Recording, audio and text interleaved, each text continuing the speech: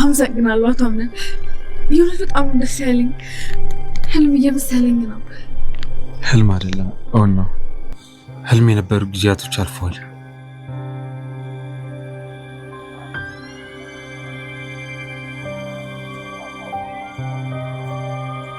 የኔ ልጅ አንተ እንደዚህ ሆነ ካየው በሞትም አይቆጨኝም። ድብን በይ። ምን ትሞቻለሽ? ሁለት ነፍስ አለሽ። አንዱ ብትሞቺ አንዱ ትነሻለሽ። ሞትም ቢሆን ሽሰው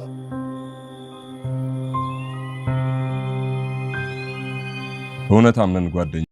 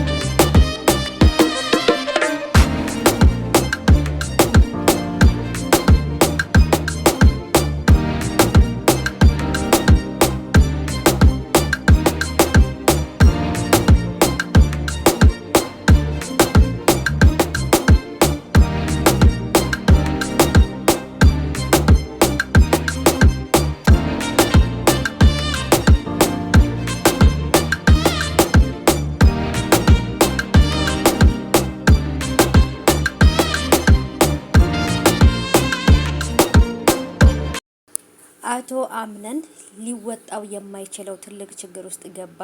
ምክንያቱም እዚህ ጋር ቤሊንን አናድዳለሁ እሷን አስቀናለሁ ብሎ እሷም ተወደዋለች ታፈቅረዋለች። ግን ደግሞ አቶ አምነን እጅግ በጣም ከባድ የሆነ ትዳር ውስጥ ወይንም ደግሞ የፍቅር እንትን ውስጥ ገብቷል። እሱ በጭራሽ ጄሪን አያፈቅራትም፣ አይወዳትም። ግን እናቴን መርዛታለች፣ ለኔ የምትሆን ሴት አይደለችም፣ ምርጫዬም ልትሆን አትችልም በማለት እንግዲህ ቤሊንን አበሳጫለሁ ብሎ ራሱን ትልቅ ችግር ውስጥ ከቷል።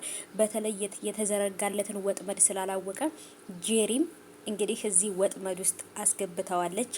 አህያ ምንም እንትን ብትልም አህያ ምን ጊዜም የጅብ ናት የሚል ተረት ራሱ ታረታለች ማለት ነውና ስለዚህ ይሄ ማለት እንግዲህ እሱን ለሆነ ወጥመድ ውስጥ አዘጋጅታለት ነበረ። በተዘጋጀለትም ወጥመድ ሰታት ብሎ አቶ አምነን ገብቷል።